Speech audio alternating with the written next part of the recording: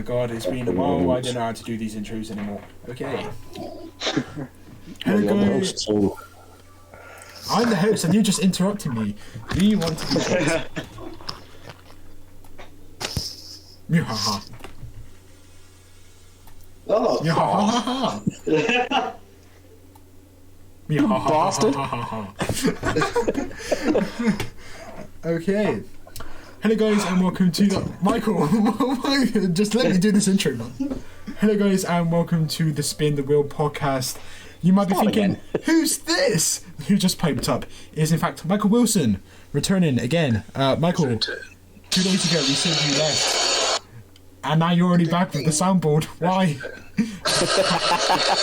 That's the only soundboard you'll hear from me today. I didn't prepare the other one. But yes, the king has returned, as a Rafiki would say. Lion King, great film. But yeah, I'm looking forward to this. I've been, spoiler alert, I've been enjoying some Doctor Who in the time we've had off. Some classics, some new, so yes, we'll see what I thought. Yep, it's been a couple of weeks, and today joining us again from our Series 1 episodes, my personal favourite, Episode 6, Dan Peters. I don't know what your Twitter handle is. Oh no, don't say that. Don't say that. It's a bad handle. It's a bad handle. I remember you mentioning that last time. Yeah, exactly. Thanks for having me back on for this madness. Yeah, really happy to be back on. This madness, I don't know if that's a joke or a dig. I've just noticed as well that looking at the restream, everybody look out for Tony Blair because we are WMD, so he will be looking out for us. Oh dear. If you guys have been looking at the Twitter for the podcast, for the HoM podcast back in the day, you may have seen that we had originally intended for 3 or 4, I believe it was 3 more episodes of Series 2, but of course it was cut short, unfortunately. Last week we had Toby on. He was meant to be in a previous episode, but he came on for Spin the Wheel, and of course Dan is today. And before we do go into the main review, I'm sorry that it's taken this long, we're going to be recapping very briefly, maybe 5 minutes, what we think of the episode we were actually going to be reviewing if we were on HoM. So, Michael, would you like to do the honours? I know it's your favourite episode. Well, it's one of your favourite episodes. It's not really my favourite as such, but it is an episode I adore, which is The Doctor's Daughter we were going to cover. Yes. And I watched it back with trepidation because I explained to you I did something similar where when I first watched A Random Story Asylum of the Daleks, I was like 10 out of 10, best thing I've seen at the time. And then watching it back, I was like, oof, this doesn't hold up particularly well. It wasn't terrible. I think I went like 8 out of 10 instead of 10 out of 10. Yeah. And when it came to The Doctor's Daughter, I watched it and was like, nobody I know really praises this story. So let's see if it was just rose-tinted glasses at the time. And I still absolutely loved it, I've got to say. It wasn't flawless. I can't say it's a 10 out of 10 because... And again, I've talked about this to you offline, Will. I just can't believe how unbelievably cheap the sets were that they were able to use. And the idea of using half a dozen soldiers in what looked like a school assembly hall to represent another planet's like army. I was like, oh, that really lets down, in my opinion, a really good script. And then the only other niggle was at the very end when they're talking about how... oh, look, it's only been a week since this has been constructed by these robots. And I was like, what robots? You obviously couldn't afford to show them. I mean, there is a lot more criticisms I will get into that I'm sure you'll disagree with. But you were just saying, you know that a lot of people dislike it. Will Dan Peters be the exception to that? Dan, what are your thoughts? Dan Peters, yeah. Well, I would say that this... Oh, I don't want to say this, but I think it's probably one of the weaker David episodes, and I'm a massive David fanboy. So I like basically his whole era. Really, there's nothing that even Fear Her, which is clearly the weakest for me. I still love that one. But yeah, there's a lot to like about it. I think that the cast are great. I like Freema and Catherine, and I think that works really well. Unfortunately, it's annoying that they're split up for so long as well, because you sort of want them to, to be together as a team. I think that's necessary, though, to be honest, because we've seen... Yeah. This is a disagreement I had with Will. We've seen what happens if they're not all that split up in the Chibnall era, and it just doesn't hugely work. So at least it's economical with the way it uses the companions. No. In my opinion. I understand that, I agree. But like I said, probably the best part for me is when David delivers the sort of the end scene. Yes. And that's just phenomenal. Yeah. I think amazing piece of acting. And you know that's the standout for me, and I think for everyone really. Yes. And the with him holding the gun, and you're thinking, even though you know he wouldn't do it, he wouldn't shoot the guy. It's still like a really, you know, intense moment. So yeah, really good. The usual naysayers on sort of Twitter and stuff have said to me in the past, like, oh, he has done it before, so you can't say that. Well, again, to those people I say that's not necessarily what I respond to, and this is my version of the Doctor that I respond better to, which is like a man who never would. Yes, you know, if you're going to litigate 50 plus years of the show, yes, there's been times the Doctor has killed. I'm not saying that. This isn't a Zack Snyder Batman argument. I'm just saying I respond better to the kind of, you know, he's got every reason to want to shoot this guy in the face. And he's like, no, don't do it. You know, again, I must reiterate, Michael, it's not a psychopath. Michael, you do not mean that, do you? You do not want to shoot people. I didn't mean that. I meant the Tennant's Doctor at that point, he's just bonded with a daughter he was kind of standoffish to for, 45 minutes, but let's just, we'll assume it was a little bit longer in real terms, but he's just accepted his actual kind of blood kin, his daughter. She gets shot dead, so it's kind of like, it's not good, but it's understandable that emotionally he's going to want to shoot this guy. Yeah. And, it's one of those things where if it went to court, you'd be like, maybe manslaughter. I can kind of understand the emotional justification. But, even still, like I said, it's more powerful that he doesn't, and it's my favourite part as well. But I think I agree, the cast are great. I think Freema surprised me, because one of the things I didn't remember was how good she is when Half Peck dies to save her in the sort of quicksand. It's really heartbreaking. That's one of the best moments. Again, I've got to disagree. Yes. I also, just quickly to finish off, as I said, love the cast, love the story and everything. One thing I didn't realise and felt really stupid about was that at the very end, Jenny kind of comes back to life. People know about, she wasn't going to, and Stephen Moffat talked, I think, RTD or whatever into it. But I always assumed she regenerated, and she doesn't. I felt like I could have sworn full on Mandela effect that I'd seen the regeneration effect, but it's not. It's the source thing that they've just used is what actually brings her back, which is why obviously she doesn't change appearance or anything. And I was like, how did I not pick up on that at the time? Oh, I thought that was regeneration energy. Like, she didn't regenerate, but it doesn't look like regeneration energy. It looks exactly like the thing from the globe. Are you ready to hate me? No. Why? What's up? Okay, I think Georgia Moffat, or however you say her name, is absolutely wasted in this. I think it did too much for 45 minutes, and she was only there just to have one-liners and smile. That's all she did. I think Martha, that's what happens. All she did was funny one-liners, and she smiled. Oh, look at me, I'm cute. Nice, cool. Oh, look at my chemistry with David. Fantastic. I think Freema Agyeman was really bad in this episode. I think she was much better in Series 3. I've mentioned this in the previous episodes. I think I've said this before. Some actors can cry, some actors can't. She did not do it convincingly, in my opinion. I don't agree there. Okay, and then I think, again, it's controversial. Well, it's not controversial. I know this isn't a generally loved story. But that being said, I think Donna got on my nerves. Catherine Tate was just there for the references. She just said, "Oi!" And then she had a really grating voice the whole time, and I just went, just stop! Why are you there? And then I think the sets were pretty. Contrary to what you said, I disagree with the sets. I think it was actually pretty cool, and they utilised that for quite a funny joke, to be honest. The sets were pretty cool. As an episode goes, it's middle of the road. I didn't particularly connect to many of the characters. Unlike you, I do think this is very crowded.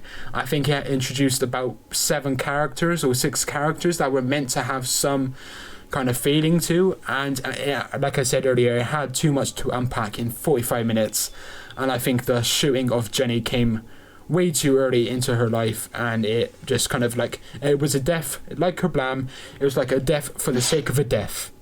It was too early, and I think you can't really say that if she didn't actually die, though. It would have benefited. It's a fair point. It would have benefited from being a two-parter just to flesh out the characters more. I'll grant you that. Yeah. I agree with a couple of your criticisms. I agree with you that they've tried to fit a lot in, which I think worked. I think they managed it. But yes, you're right. There could have been enough there to fill a two-parter. And I do agree with you to a degree about Georgia Moffat.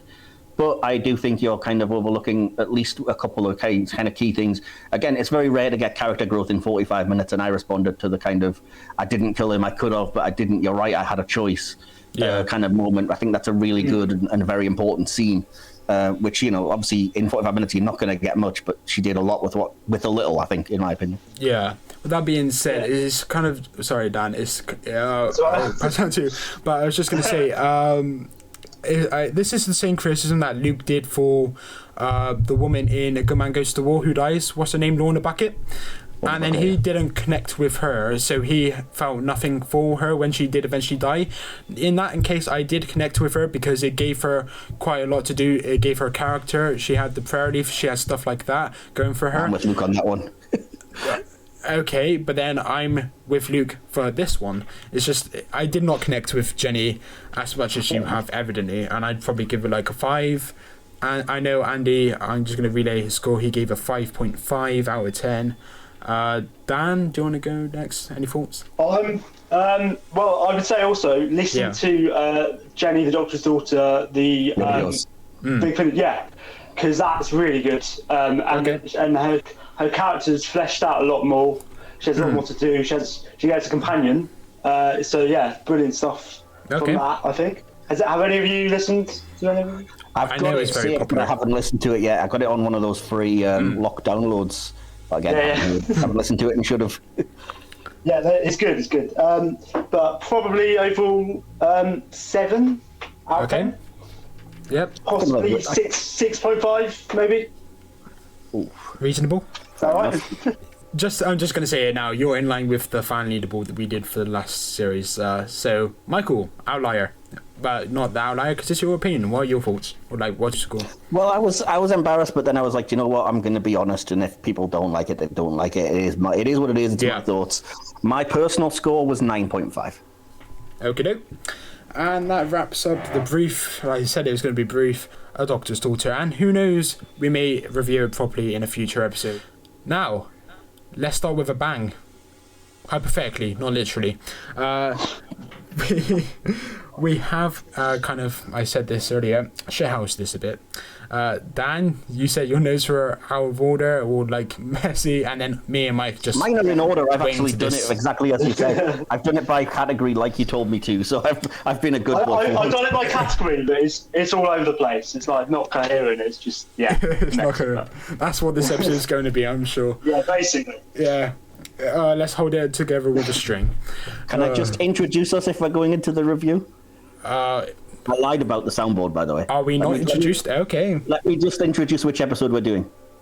Okay. What about me? I saw the fall of Troy, World War V. I pushed boxes at the Boston Tea Party. Now I'm going to die in a dungeon. In Cardiff. In Cardiff, there you go. And if you hadn't already guessed, it's the Unquiet Dead, should I say. Ooh, this is an interesting story. When I was a kid, I thought it was the Unquiet Dead. They're not quite into that. But that works as well, doesn't it? So. It does. That would be a fantastic kind of parody title. Yeah, exactly. I mean, from some of the reactions on Twitter, so I remember Mike taking issue with one particular reply that said the threat doesn't happen until the very end, and it's just at the start that you have these people that are alive, and then the pre-credits, you literally have a ghost coming out, emerging, and I think that let's just talk about it. We're not going chronological. We may as well just have a casual discussion. The effects, pretty good. Yeah. I think so. I mean, it's kind of hard to go wrong in terms of you're just doing gas creatures, so it kind of limits how much you can do badly, I guess. It's almost easier because you don't really have any frame of reference and it's so ethereal and so weird. But, I mean, the effect, especially when I read about the episode, the effect of when the girl turns from blue to red, when they kind of reveal their true intentions, apparently that wasn't wasn't in the script or anything, and they didn't do that at the mill until the very last minute, and we're like, actually, we could do this to give a clearer indication. And knowing that was kind of a last minute thing, I was like, that's probably my favourite effect in the whole thing, actually, as well, which is weird. And I do believe it actually went over budget with the special effects. I'm surprised. I didn't know that. So it's like, if they're over budget, why would the mill even put even more pressure on themselves just to change the colour if they're over budget? But maybe that's just a BBC thing, and the mill just, got their money, ran with it. Yeah, well, it's very early in the maybe they were just trying to impress the producers with what they were capable of. Perhaps, yeah. Dan?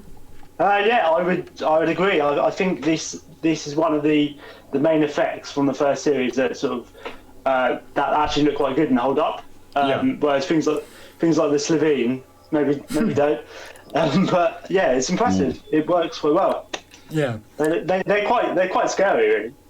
Particularly when they're actually in human form. They're scary. Yeah, I was going to say actually, that was the thing I forgot to mention is that I was talking about it because my mum is a huge fan of literally just pretty much series 1 of New Who. She's like some of the early tenants, but she loves Christopher Eccleston's era. So I asked her thoughts, and she had said like her primary thought was how surprisingly scary it was when the sort of zombies were roaming about and stuff. Yeah, and I was like, watching it back, it's kind of weird because we just did Mummy on the Orient Express like a couple months ago. And there was all kinds of talk about the Mummy was too scary to show in trailers and the episode had to air later. And I was like, I don't think it's any scarier than the zombies that are in this episode. And it went out at like 7 o'clock on a Saturday. That being said, this did get a lot of complaints again. I looked this up. Did it? And it did get a lot of complaints from parents saying this is too scary for our children. But it's literally zombies. It's so weird. They got away with it in a way. But just to get back to Dan's point, the effects in Series 1, these hold up massively, even compared to the best this series has to offer, like Father's Day. I think the effects in Father's Day are not the best at all. Like, I think, is it the Reapers? They look pretty cool. They hold up better than the Creditines. But what I'm saying is, like, the invisible entity in the sky, this isn't a Father's Day review, of course, but the entity in the sky, all it is just a camera, like, maybe just in the tree, and they just add a red filter onto it, and we're meant to be like, yes, this is a Reaper.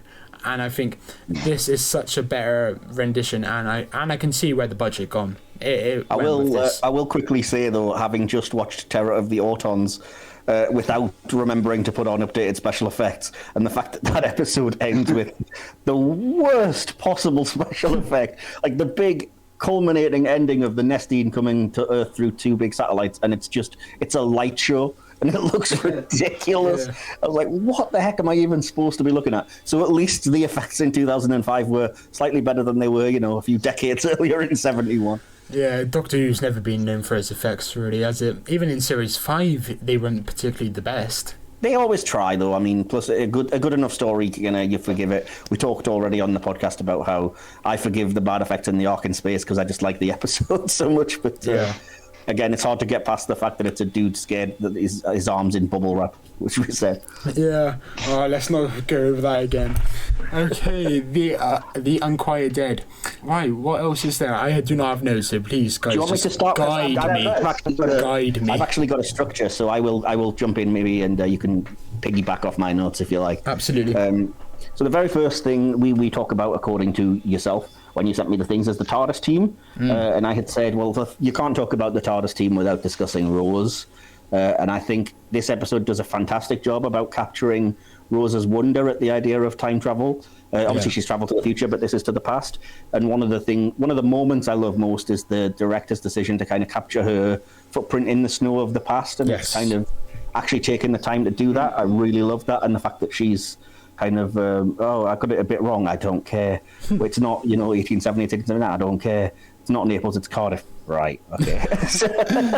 A good joke, but it's also, the fact that she's so thrilled and everything is cool. I watched I watched this back to back the other day with The Beast Below, just to see how they both compared, and I didn't do it intentionally, but they're both the first episodes where they actually go off world, kind of like just away from where they are in time period kind of stuff, and the similarities are stark. They are clear as day. And I think in terms of wonderment, I think the Unquiet Dead, or Unquiet Dead, whatever the title is, it's the Unquiet Dead, right? Yeah, they're not quite dead. I think he does it quite a bit better. The Beast Below is still a really good story, but I think this eclipses that, and I think that's mostly down to the direction. I think the direction was fantastic, to echo what you just said. I should have looked up the director's name, because I think he actually did do a really good job, but I didn't, unfortunately, I'm afraid. I don't know who was it Errol Lynn? I think it was, actually. We better get this straight. I'm going to have a quick look. I'm pretty sure I saw his name when I was researching after watching the episode, because I always go back to TARDIS Wiki after watching it. It was Yoris Lynn. Yeah. Yoris Lynn. Yoris Lynn. Yoris, she's a currency. Yeah. It's weird that you mentioned The Beast Below, actually, because I think that's kind of the reverse of my criticism of this episode, which was the other half of the TARDIS team being the Doctor. I thought was a little bit of a dick. No offense in this episode. I didn't love the way he was kind of, well, if you don't like it, get out. You can't understand it, you're no good to me. It's a new morality, Rose, get over it. I was like, dude, ease her in a little bit at least, or whatever. And it's funny that you mentioned The Beast Below. I haven't watched it recently, but even I remember that the Doctor in that is very much like, this is terrible what you're doing to this star whale, and I have to put it out of its misery, but then even I won't be able to call myself the Doctor. It's terrible. And it's weird how that weird, reversed morality is present there, because I respond better to Matt Smith's kind of, I've got to try and be kind and be nice and everything, as opposed to Christopher Eccleston's keep up or get the fuck out kind of attitude, I think they were both fantastic in the respective episodes, Matt Smith and Eccleston. I made the point on Twitter, or actually no, other people made the point on Twitter, and I think it's kind of started like a conflict, and I think you actually replied to one, Mike. It was like, the Doctor isn't nice, a lot of the time, and I think I made a tweet the other day. It was like, Matt Smith shouted a lot during Series 5. It was like almost every episode he has some kind of conflict, and I think how do these people gravitate to Series 5 Matt Smith the most? I know he's ruggedy, he's arguably his best series. I know, Mike, you would disagree, but it's like, he is this grump, and Eccleston is the same. And again, to allude it to Father's Day, he shouts in Father's Day, he shouts in The Aliens of London, he shouts in The Parting of the Ways, he shouts in other episodes. I think that, I'm sorry, I'm very aware that I'm talking over Dan, and I'll give you a chance. But just to quickly respond, though, there's moments in almost all of those episodes where you could say the opposite, though. Because, yes, they shout when needed to, but at the same time, there's scenes like the scene in Father's Day of the Doctor, I will try my best to save you, I've never had a life like yours, or the Matt Smith's Doctor in Series 5, in Vincent and the Doctor at the very end. That's what I gravitate more towards. Yes, there's moments when they shout, because it's a full life, and you can say that there's every Doctor has, if they're played well, has shades of from one extreme to the other. I don't think the Doctor's ever been unfair, but I think in this episode Eccleston leans towards it, but saves it by apologizing kind of immediately afterwards. In a couple of the occasions, especially when he's like, dang it, Dickens, keep up if you don't like it. Then he does go out and he's like, look, I know it's a lot to take, I apologise, but try to open your mind, it's like this. The only thing I didn't like was the kind of, Rose, just let them use the corpses of your people, it's new morality, get used to it. And I was like, I kind of could have lived with I so did with Rose, 100%. And maybe it's just like him being the alien, he doesn't quite understand us, but then again he did apologise, and I just think it's depending on how you characterise the Doctor, and I think it is like everyone is selfish in their own ways, in the sense that I have my perfect view of the Doctor, Dan, Mike, you probably do as well, and it's just like, we want to see certain things from the Doctor, and when we don't, we think, but then we have to remember he is an alien, he's not meant to be a reflection of our views per se. Of course, and I mean, you've heard me argue the toss about, again, not to get into it and litigate it, but the whole kind of like, how dare the Doctor not respond to Graham about his fears and say they're socially awkward, and it's like, have you been watching the show? That's exactly what the character is. It's completely alien. I don't think we've actually spoke about that scene, but I just want to say, okay, I know you have strong thoughts. What I'm going to say is the episode is, the central focus is about talking. It's about opening up and coming to terms with stuff, okay? And what at the end of this episode, Graham has this lovely kind of speech about his stuff that's been happening since he was introduced, his cancer obviously, and stuff like that. And then the Doctor, it was such an, I think most people, I'm just saying, oh, it's tone deaf. I'm just thinking, at least for me, it's more of a wasted opportunity to have that nice moment between the two, to acknowledge it, because I think that's something that people really criticize about Ryan's dyspraxia. And I think, okay, it's been brought up, but the Doctor was so dismissive when she wasn't so much with Ryan, even though it wasn't brought up that much. And I think that was such a wasted opportunity just to have a nice moment. And that's where I take issue with that scene. I don't see it as dismissive. I see what you're coming from, and it's clunky and it's not fantastically well written. But again, not to get too deep, but having recently been diagnosed with autism, I always thought of the Doctor as kind of an autistic coded character. And there are times when it's kind of like somebody will say to you, "Can you even imagine this horrible thing that I'm going through emotionally?" And you kind of have to say, "No, but I'm trying." You know what I mean? So again, it's not phrased brilliantly, but I saw it very much like that. But again, that's wildly off topic. Yeah, Dan, do you want to say? What do you want to say? Yeah, I was just going to go back to that's 9. I'm just saying 9 now. Back to Eccleston's Doctor. I feel like maybe the Time Wars changed him as a person, so he's sort of distanced himself from humanity, from humans. He's got a bit cold, because you see that throughout the series, and then it's almost like Rose sort of, makes him a better person.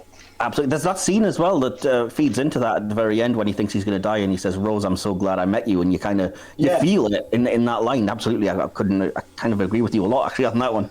And that's the same with when the idea of like the girl using dead people as like hosts, when that's basically the Doctor's sort of for that and doesn't see a problem with that, whereas from most points of view, and probably from most people's points of view watching it, that's clearly not right. But it just shows like how the Doctor's moral compass is maybe a bit different from what we know later on or earlier, and how he's sort of changed from the war. It's fair enough. I got very deep there. No, that makes absolute sense. And, again, I'm not saying that's not a valid sort of thing. I don't like the kind of different morality view of the Doctor.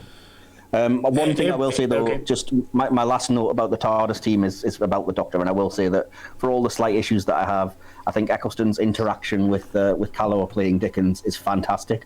Whether it's the kind of funny things about what was that American bit, it's rubbish, what's a fan, and love all your work and all that, and his kind of fanboying around Dickens is brilliant. Pitched, I think, absolutely perfectly, so I will give him that. I thought you said you were my fan. Yeah. That particular line. Shall I throw him off the coach? So, no, let him say it. There's a lot of surprisingly good humour, which, again, my mum always says, Series 1 I like because it's funny, and it's like, it's surprising watching back how many sly little jokes there are in there. Yeah, also some of the lines throughout, like, I love a happy medium and stuff like that was brilliant. That was so bad. And also when Charles says, "What the Shakespeare?" I love that. Dickens. It makes no sense, but it's some great stuff. Talking about that, Gwyneth at the end, about back to the moral dilemma, very briefly, how the Doctor just kind of accepts it, and this is going to kind of side pedal into my comment about Rose, how Rose just looks at the Doctor at the end, just before they do go back to the TARDIS and they have that nice ending. After the explosion, she just looks at him, and then what does he actually say? Does he apologise? He explains the situation, and he explains it as well as he can, which is that the exact words, "Rose, I tried, but she was already gone. She had been for a while." Oh yeah, and Rose it was kind fantastic. It's a really good scene, actually, because then Rose responds with, "Well, I don't understand. If she was gone, how could she?" And then it's Dickens who has come completely full circle on the kind of weird and says, actually, bear with me because I may actually have the exact, because I will butcher it otherwise. So I think Dickens says, "There are more things in heaven and earth than are dreamt of in your philosophy." Which, again, awesome character thing, because it's like complete... this can't be real to I understand now, and you've opened up my eyes. Just a shame the character or the actual real person died like a few months later, which kind of sucks. If I ever get to meet you in real life, I'm burning you soundboard. It's not even a soundboard. I actually downloaded legit clips to my music folder this time. Well, say goodbye to your laptop. It's on my phone. You won't have anything left. It's on my phone, I promise you. Oi, shush. Okay. Phantasmagoria is this? And I want to kill. What's going on? I don't know. Yeah, neither do I anyway. Mike, no more samples. Sorry, I'll put it away. Closest the laptop. Where is Mike gone? It's on my phone. I told you the sounds are on my phone. Oh, for God's sake. Dan, please head us into the next category. What have you got written down? Is it sidecast? Yeah, Sidecast, yeah. whatever Yeah. order. I was going to say Simon Callow is brilliant, isn't he? Yes, that was my exact note. Perfect casting as Dickens, because I think he's like been in theatre and played Dickens before. Yes. I think He has, yeah. yeah. So I thought he was brilliant. He was a laugh. He's very theatrical. He's been in theatre a lot. So yeah, perfect casting. And also, it's amazing to think that even at this early stage in Series 1, they get like acclaimed stars. Yes. In like Penelope Wilton, Richard Wilson, and Zoe Wanamaker, and people like that. Because you wouldn't have known what it was going to be like, whether it's going to be a success even at this stage. Yeah. So it's good that you've got cast like that. Yeah, because this guy, he is an expert, quote-unquote expert of Charles Dickens, which isn't a surprise because if you play a character a lot of times, you're going to naturally kind of research. And if you do resemble that character, you'll be like, I might become an actor and I might play this character, let's learn stuff about him. And one of the main draws of him going into this episode was the characterization of him by Mark Gatiss.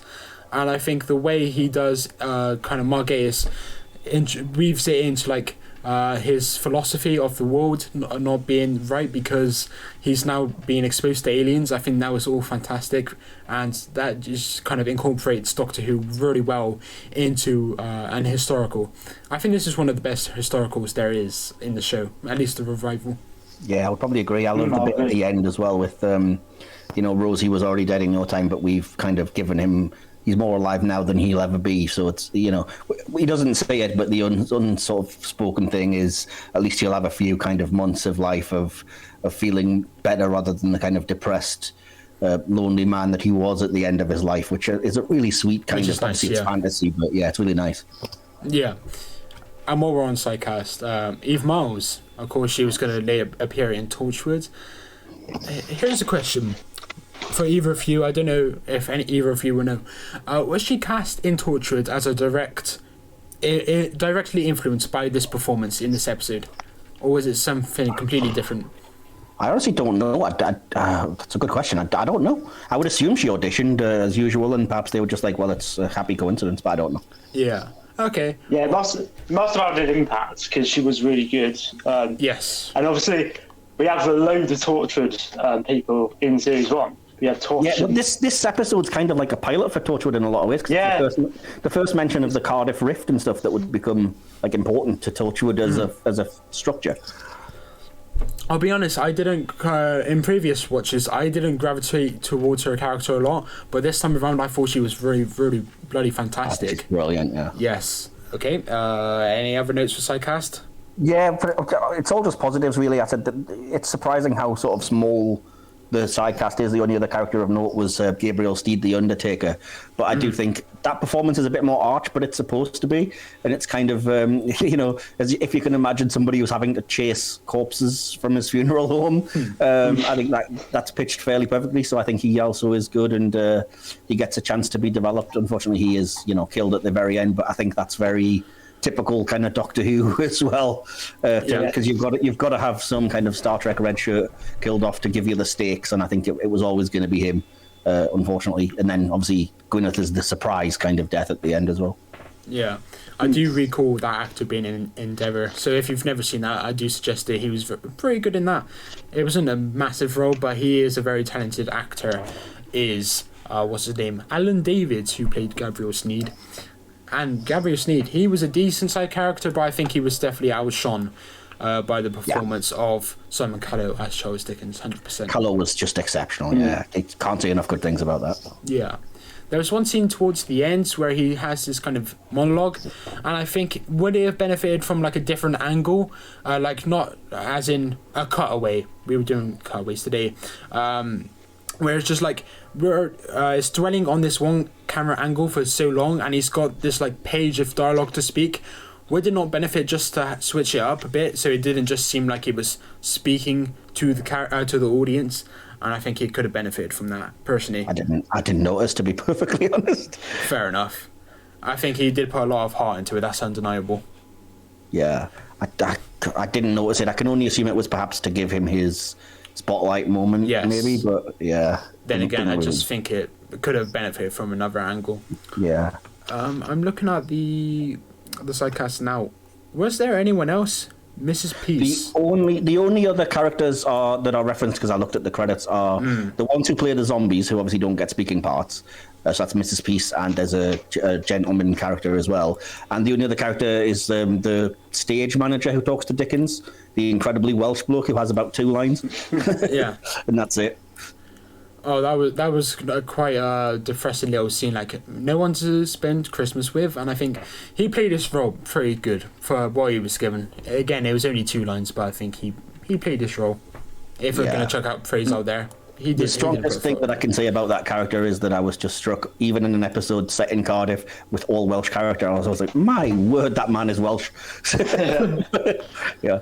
And Mrs. Pierce terrified me, because I remember when I first watched this on first broadcast, I couldn't get past the pre-credits, because it was the first scene when she's walking down the road. Yeah, straight into the camera. Yeah, properly freaky. And the bit where she's in the theatre as well. And I like that they have those parallels. He talks about the fact that was part of what was it?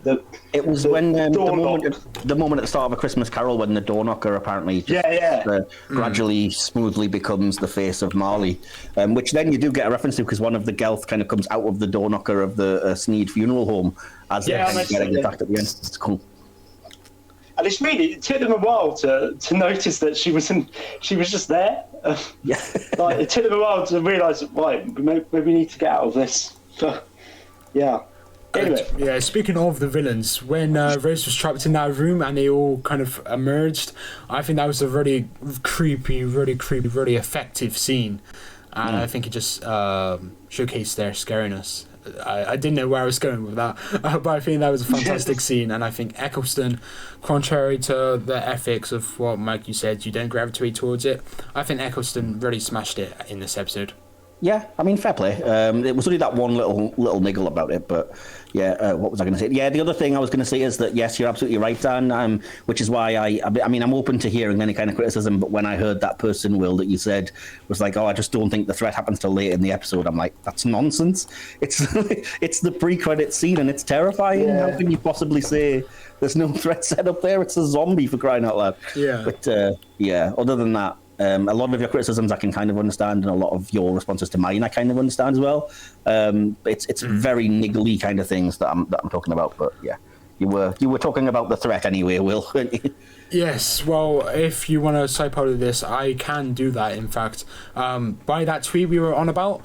And I can quickly just run through some of the feedback that we did get about this episode. I didn't expect many replies to this tweet.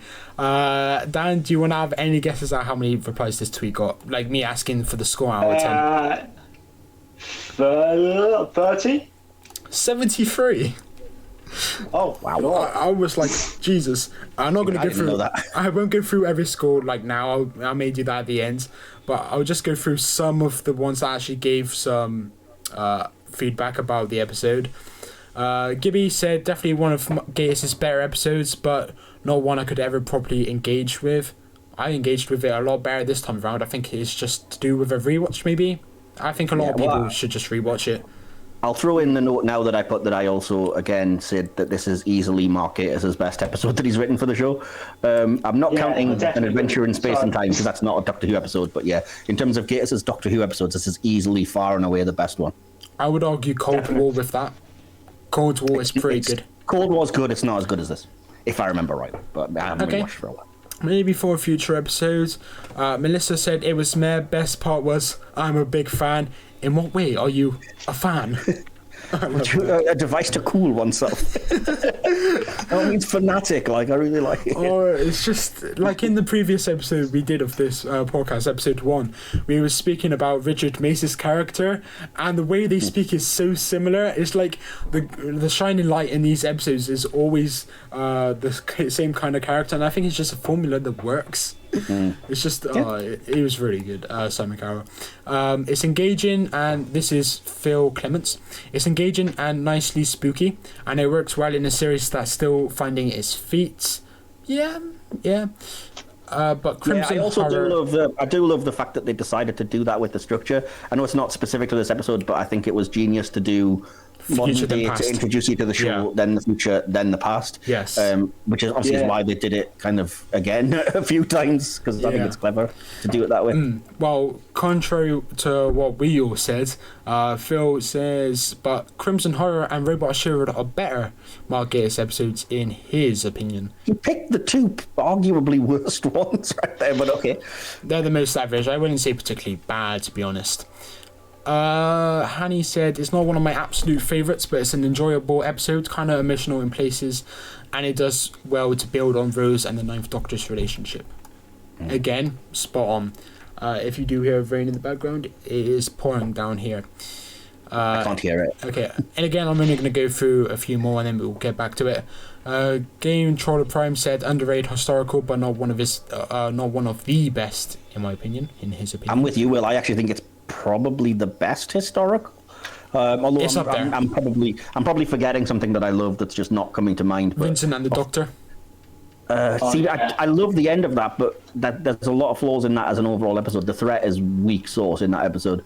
Again, I don't see it as a problem because that was his link into his mental health.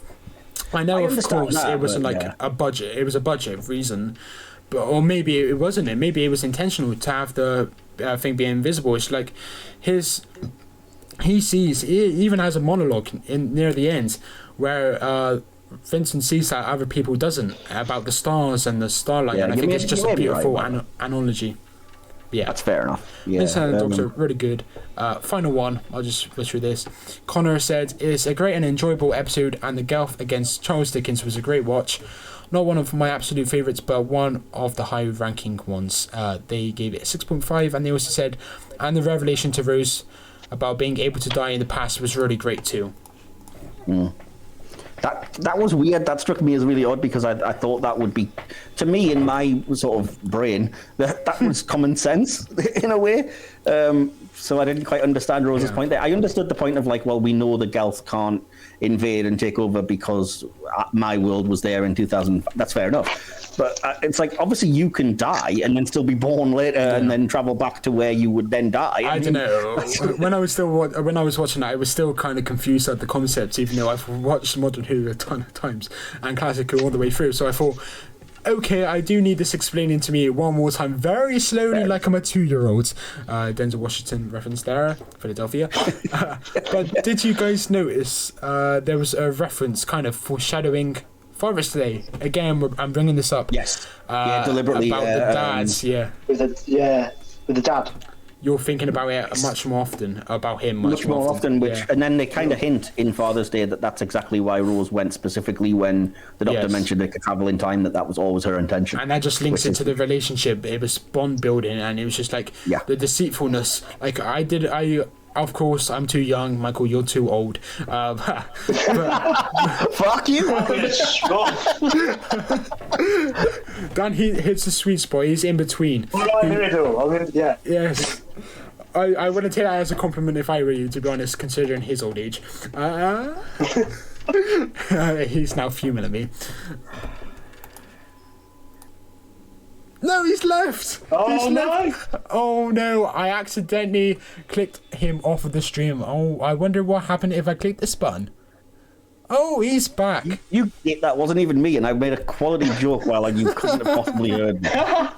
So I would have responded, but I was trying to work out how to use this newfangled internet. It's got me baffled. I don't know. Okay, but I was going to say, I wasn't old enough to see this episode at the time, but I was. We know.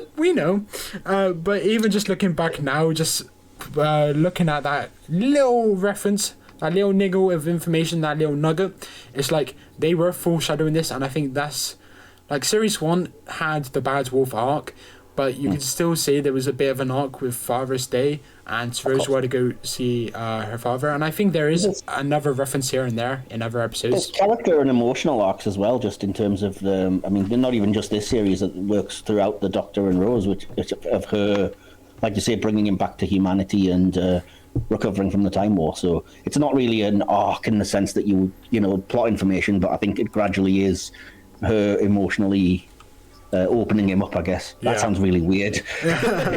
you know what I mean. I'm not talking literally. Oh dear. But I think it's kind of bad that I had to bring up Bend over, Doctor. Simple character development and say that's an arc. No, like any good show has to have good character development, and that's not an arc. You say that, but that's, again, perhaps this is showing my age, but that's quite a recent thing in modern television, because it used to be that back in the day, television was very episodic, and it was kind of, you can have an adventure, but everything has to be back the way it was at the end of the episode, because we can air them in any order we want to, and viewers have to be able to tune in week by week, and, so they can't, but by nature, there can't be growth, and there can't be character development, because every episode has to have the characters start and end in the same place. Don't make me make a Flanders reference, Mike. That was with Dan as well in his episodes. Super sexy Flanders. That's infamous. Yes. Infamous. It made our best moments compilation, by the way, that we uploaded the other week. It's so funny just looking back. It's like, it's a good episode anyway of the podcast, and then it's just that moment and I just burst out laughing. It's hilarious. Guys, please guide me. What else have you put down? Do you want to take this one, Dan? I don't want to talk over you. Yeah, I haven't. Okay. I will have a look. I was going to say that the script feels very much like a Mark Gatiss script, because he's sort of into that sort of horror, almost Hammer horror stuff. If you same exact note. Yeah, he loves his. I don't remember what they're called now, but there's a specific kind of Christmas ghost stories thing that's it's a tradition going back, to the 18th century. And I know Gatiss loves those. He's written some for recent Christmases and everything. And you absolutely do get that gothic horror sense from him. And if anybody hasn't seen it, by the way, there's a fantastic, on a similar note, a fantastic documentary series about Mark Gatiss talking about the history of horror in film, starting from, I think, the 30s and then going to present day. It was on BBC 4 about a long time ago now, probably about 7 or 8 years ago minimum. But yeah, if it is available and you have a chance to seek it out, I recommend it. But again, sorry, Dan. Yes, Michael, shush. Thank you. Yeah, okay, because it feels like this one was sort of like a Christmas special, but without the Christmas. It was more just a gothic. It's like it still had the Christmas, yeah. Yeah, but it didn't feel festive, did it? It was like, to the very end, it almost tried to shoehorn it in with the kind of it's just the last God bless us, everyone. Yeah. And I was going to say the Time War. We got references to the Time War. You sort of said that, but you forget that early on in this series, this would have been a brand new thing. And it would have been cool to be a classic of watched classic series and coming into this, and finding this such an interesting idea. And it's so fresh, and it, off the back of that, I'm just going to say, Michael, I've joined your side on this, on another issue. The Timeless Children, I now kind of accept it. Yes. It's like, okay, Day of the Doctor, fantastic episodes, I think we can all agree, right? And it kind of, quote-unquote, retcons a lot of these references. Like I went onto the EW whatever podcast, and I literally said with Chibnall what he's done, like Dr. Bean from Gallifrey, you have to kind of just brush off what Chibnall's established if you just want the same emotional input for that particular moments. And I think this is exactly the same with Day of the Doctor. Day of the Doctor does something different to what's been woven into the show for so long, and I think you just have to accept it, and you just have to move on, and you have to just like, okay, Timeless Children, I still don't think it's the best idea. Likewise, I don't think Gallifrey coming back was the best idea, but I think it narratively makes sense. But it just makes some of these scenes less impactful if you can't separate it and I still, if you can't separate it, I separate it, and I still really enjoy both stories, and I love both directions Moffat and Russell T Davies went with. Yeah, And I it'd be a completely bit see your point. I hypocritical. mean, any show evolves and it's going to progress, and it's not, again, I'm fortunate enough to have watched it before the kind of retconning happened, so it's not like it ruins it because I had that first experience. But I think as much as he gets crap, I think Moffat scripted it quite well because the Doctor, as far as he knows, did still do all those things because of the whole matter of, you won't, until you catch up, which will be the kind of 11th Doctor hitting that episode, you will still think you destroyed Gallifrey along with the Daleks. We can't change that. So the emotional kind of impact on him hasn't changed at all. It hasn't gone anywhere. But it does mean that the character that you kind of don't want to have done those things did find another way. It's just that he's going to take a long time to get to be able to emotionally unburden that, I guess. And it's still, it doesn't take away the fact that the Time War still happened and all these kind of the protein planets of the Autons and the physical form of the Gelth and stuff, that crap would have all still occurred exactly. So. Don't get me wrong, I still don't like The Time of Children as an episode, just because if they have the Doctor, at the start of the story, if it was like, I'm going to destroy Gallifrey, and then at the end, it's like, oh, I'm still going to destroy Gallifrey, but suddenly I don't. That's what the Timeless Children was, and it's like, I'm going to this Timeless Children stuff, and it's like... Your issue with the Timeless Children, though, is something that would make it absolutely hated by the majority of the fan base, because your issue is that it didn't actually screw continuity and stuff up enough. Like, it didn't have enough of an impact, and there'd be people who would hate you for making that argument. No, but no. The point is, if Chibnall goes nowhere with it, I just have to beg the question, what was the point? If Chibnall does nothing with it now, what the hell was the point in... I have to assume he's not going to do nothing with it now. You don't do something as big as that just for the sake of it and then brush it off. And the fact that it still came up in Revolution of the Daleks means that it's going to be undercurrent to everything. It's got to be. But I'm with you. If it's brushed off and completely ignored, then it's like, well, what the F was the point in that case then? Yeah. But I've got to believe there's a plan in place. Yeah. Anyway, the Unquiet Dead, I believe we've said that about 5 times now. Sidepilling back to that, Dan, you're saving grace in this episode, mate. Do you have any other notes? I noticed that the guy who played Sneed was meant to be a younger character. Oh, really? And apparently David Tennant was up for the role of Sneed. Oh, wow. That would have been, yeah. There were originally 2 characters as well. It was Sneed and his wife / maid, who then just fed into the character of Gwyneth. She kind of became both of those things combined for economical storytelling. Yeah. But yeah, apparently they were going to be a young couple, Mr. and Mrs. Sneed. I didn't know that. I think the line that Rose said about the hand, the wandering hand or something like that would have been less impactful if it was a young person, but it's just covered a very dark subject. I didn't like that line at all. Oh, yeah. It just brings in the humanity. Twitter's going to be talking about it for another 20 years as to why you should hate everything kind of line, you know what I mean? It's unnecessary. You think that is unnecessary? Yeah. Because, again, it's one of those things where you just know it's going to be litigated to death by Twitter, and it's going to be like, oh, this episode features a sexual harasser in it, so you can't like it. And it's kind of like, oh. I'm just so tired. We know your thoughts about human nature, Mike. Don't panic about that. Dan, sorry, go. Yeah, I feel like it was trying to work out what it was. Like, the producers were trying to work out what audience it was for, like older, a young adult audience, or maybe young. So still at this stage of series 1, you get those little bits. It can be quite dark, yes. And then you have a farting Slovene and all that. but there's a mixture, isn't there? I think it then becomes slightly lighter. Would you say?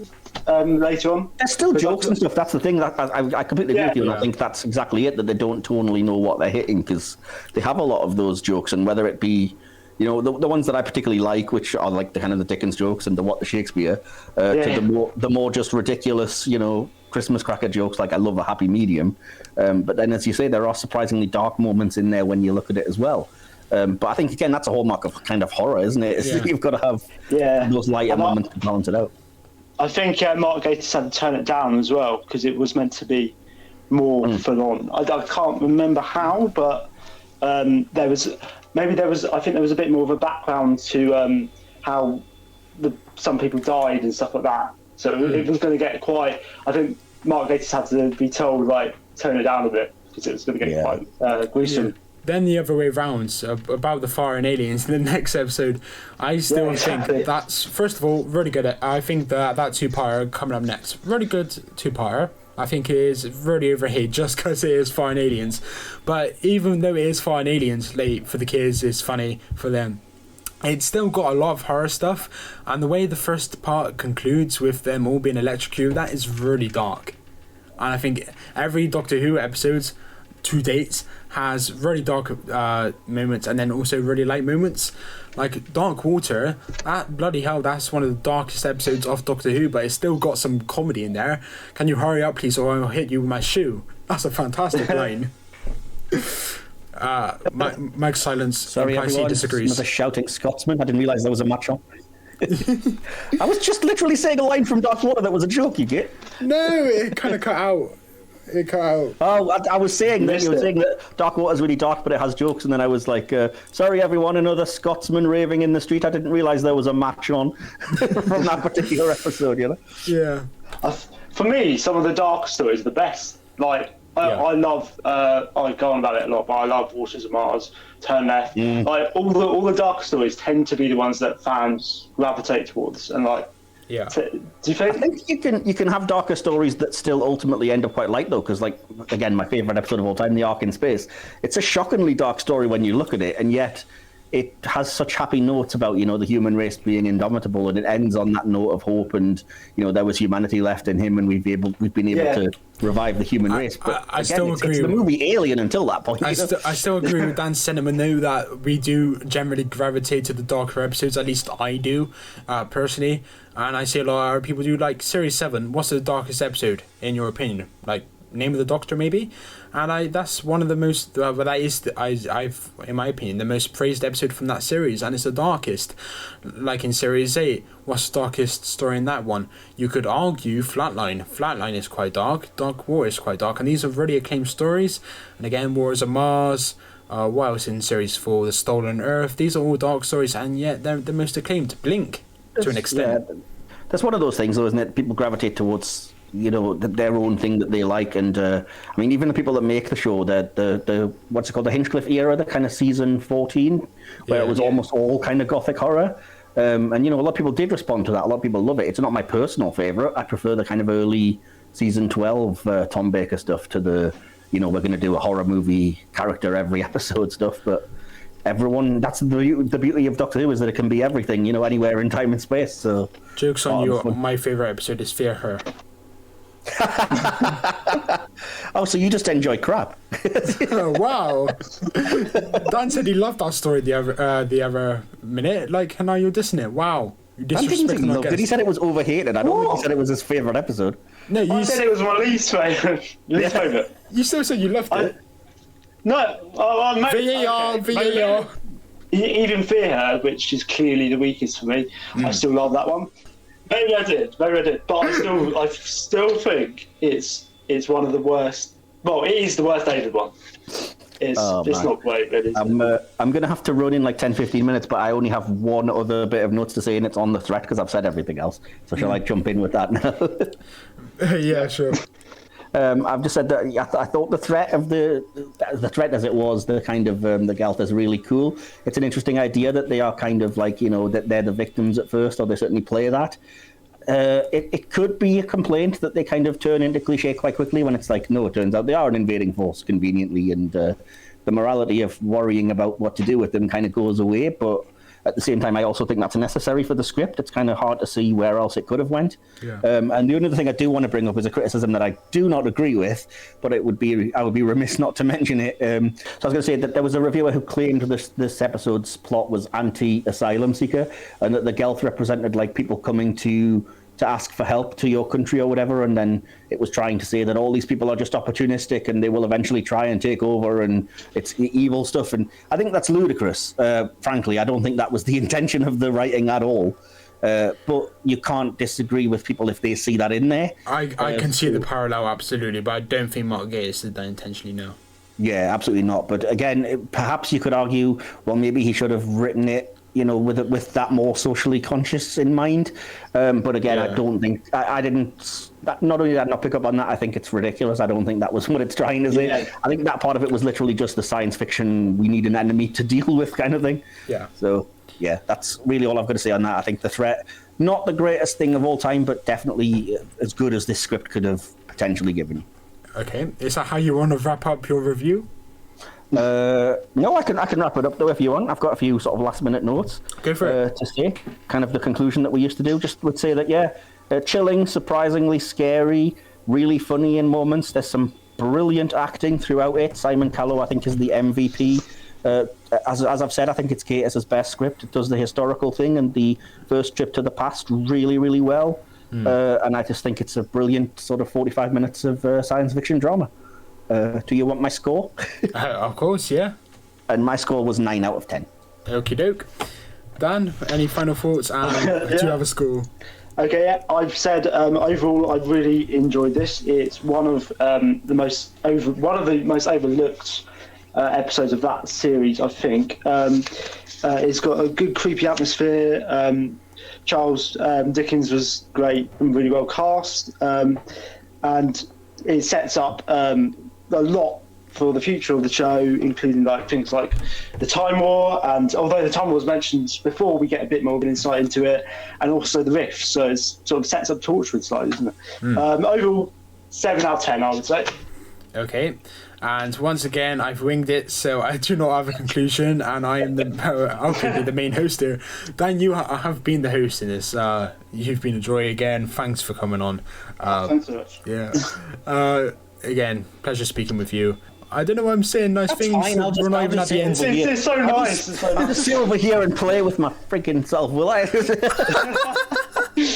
I knew that was going in that direction. With Mike, if he starts on something, he's gonna finish it. That's not an innuendo, Mike. Don't worry. My score is an 8 out of 10. We have exactly in the middle. I knew I was going to do that. Sharon and an 8. The average is, of course, an 8 out of 10. Yeah. I think that's fair. That compares to the 5.5 we gave The Visitation, I believe. So yes, but before we do go, I'm just going to spin the wheel now. You guys are just going to have to trust me. OBS is picking this up. So and this is for the next episode, which is going to be you, me, and Brian Cox. No, it's going to be you, Andrew, and Brian Cox. Okay, I was close. Come on. You had 3 names to remember, Mike. God damn it. We've been talking up Brian Cox so much, and we're finally going to actually have him on the show next week. You've been chatting up Brian Cox. We've been talking him up to the audience. You know what I mean. Spin that wheel. Woo. Woo. I want to die. That's what's going to land on. I'm on tenterhooks, Will. This is so tense. Tell me. It trickled from Sleep No More to co-owner of A Lonely Heart, which is Michael's choice, and it is, of course, an episode of We definitely have Class. to take co-owner of A Lonely Heart, then, clearly. Yes, of course. Michael, I'll pick you up at they were both my choices, in fairness, but never mind. Dan, thanks for coming on again. Thanks very much. It's been a pleasure. Michael, it was a surprise probably for the people watching this. Where can people find you, and how are you feeling? Well, it was definitely a surprise to Brian Cox, because I didn't even tell you I'd done this, and you probably don't know, but I basically updated the Hit or Miss Facebook page. So it is now the Spin the Wheel podcast Facebook page with all new graphics and everything. And I posted just your statement without proofreading it that you had posted to Twitter on the Spin the Wheel page, which started with, due to the departure of Michael Wilson from the podcast. And I'd been talking to Brian and getting his episodes, and I got a really panicky Facebook private message from him that was just like, "Are you still on this podcast? What's going on? I'm supposed to be on the episode." And I was like, "Yes, I am. We're just keeping it a surprise." Yeah. But I'm still going to be turning up for the odd appearance here and there, so don't worry, I'll still be there for your episode. And once again, guest choice has not been picked. It's just been everyone except from the bloody guest. So apologies to the future guests. And also the past guests. Thank you guys, and I'll see you in a bit. Cheers for watching. Peace out. Bye. Take care. Bye.